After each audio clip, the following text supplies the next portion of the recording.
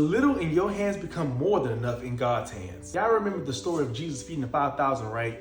We're going to be in the book of John, chapter 6, 5 to 13. All right, boom. Jesus saw a great crowd coming towards him. He says to one of his disciples, Philip, where should we buy bread for these people to eat? The funny thing is, Jesus already knew what he was going to do before he even asked him the question. It was a test. Basically, to answer the question, Philip said, it's going to take half a year's worth of wages to buy enough for everyone to just get one bite. So he pretty much was saying, it ain't happening. So another one of Jesus' disciples brought forth a boy with 5 small barley loaves and 2 small fish and asked, how far will they go among so many? And Jesus said, how do people sit down?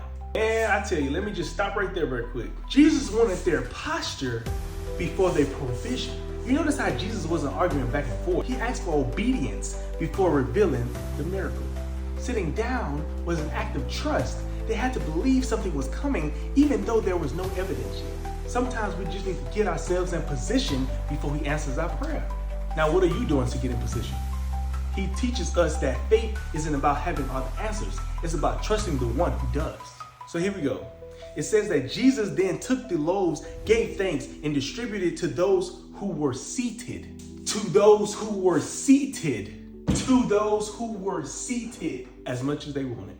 Now I tell you, I hate to be the one that was standing, but those who obeyed received. So how many of us are still standing? Still not trusting God? Still standing on your own word, but not God's word? We just need to sit down sometimes and get in position. Next, after everyone had enough to eat, Jesus said, gather the pieces that are left over. Let nothing be wasted. They went from having it impossible to be able to feed everyone so much as one bite to eat, to having however much they wanted and still having leftovers. Like I said before, having a little in your hand becomes more than enough in God's hands. A boy offered his small lunch and Jesus used it to feed thousands.